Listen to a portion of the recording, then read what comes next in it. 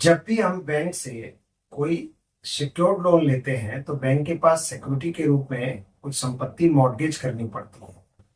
एवं जब लोन चुकता कर दिया जाता है यानी रिपेमेंट हो जाता है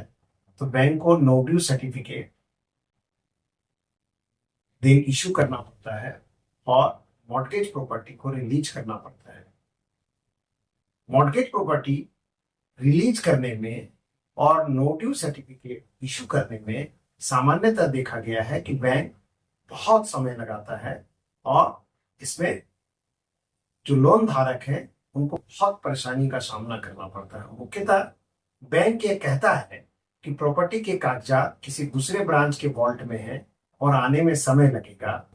और या समय सीमा बढ़ने लगती है और इसमें टाल मटोल या बहाना बनाया जाने लगता है, जबकि यह फेयर बैंकिंग प्रैक्टिस के विरुद्ध है। क्योंकि लोन देने के समय उसी ब्रांच से लोन दिया गया या एक ही जगह बैठाकर लोन धारक को सारे कागजात सारी फॉर्मेलिटीज कंप्लीट कराई गई, परंतु लोन वापसी के समय बैंक पैसे तो काट लेता है और पैसे काटने में कोई कोताही नहीं बरतता, परंतु संपत्ति के कागजात और नो ड्यू सर्टिफिकेट देने में दिक्कत करने लगता है और यह सामान्य जनों के लिए परेशानी का सबब बनता है। इस परिस्थिति से सामान्य जनों को बचाने हेतु रिजर्व बैंक ने एक सर्कुलर इश्यू किया, जो सर्कुलर 13 सितंबर 2023 को दिया गया, जो सभी बैंकों पर लागू किया गया। इस सर्कुलर में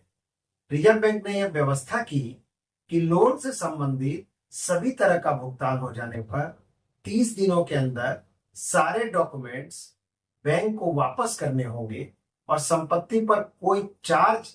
यदि बैंक ने क्रिएट किया है तो वो भी समाप्त कर देने होंगे एवं लोन लेने वाले व्यक्ति को स्थान चूज करने की छूट रहेगी, यानी उसे कहीं भी जाने को बाध्य नहीं किया जा सकता और उसी शाखा में बैठकर ही सारी सर्विस उसे प्रदान की जाएगी।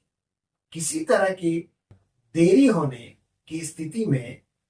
बैंक को लोन लेने वाले व्यक्ति को बताना होगा एवं अगर बैंक के कारण देरी हुई तो बैंक को 5,000 रुपए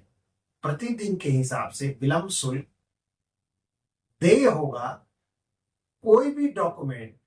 जो लोन लेने के समय लोन धारक ने बैंक को दिया था उसकी प्रति, उसकी ओरिजिनल डॉक्यूमेंट्स यदि खो गई है तो उसकी प्रति यानी कॉपी प्राप्त करने में जो भी खर्च आएगा वह बैंक को वहन करना पड़ेगा।